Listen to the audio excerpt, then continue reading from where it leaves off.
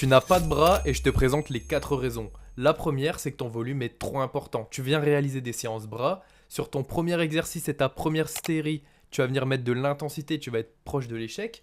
Mais je suis prêt à parier que sur ta dernière série de ton dernier exercice, tu vas être loin de l'échec et tu auras peu de répétitions stimulantes pour l'hypertrophie et donc tu vas accumuler beaucoup de fatigue. Ce que tu ne prends pas en compte aussi, c'est ton volume direct et indirect. Je m'explique. Quand tu vas venir réaliser par exemple des tirages verticaux ou des tirages horizontaux, tu vas venir travailler indirectement tes biceps. Et tu vas venir ajouter à ça des exercices d'isolation comme du curl pupitre ou du curl barre Z et ton volume sera énorme.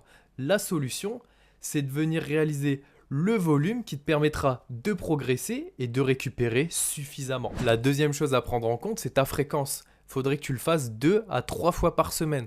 Si tu le faisais qu'une seule fois, imaginons que tu fasses 15 séries, tu te doutes bien que ta première série et ta 15e série ne seront pas aussi stimulantes pour l'hypertrophie et que tu n'auras pas forcément la même intensité sur la première et la dernière série. Donc la meilleure chose à faire, c'est de répartir ton volume sur la semaine pour être sûr de progresser. La troisième chose, c'est de venir commencer tes exercices de bras en début de séance, là où tu auras le plus d'énergie et là où tes séries et tes répétitions seront le plus stimulantes pour l'hypertrophie. La quatrième raison, c'est que tu ne mets pas assez d'intensité.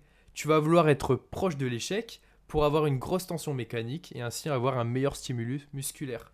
Attention, je ne dis pas que c'est impossible de prendre de la masse musculaire en ayant une basse intensité et un haut volume, je dis juste que ce n'est pas optimal. Abonne-toi pour plus de conseils.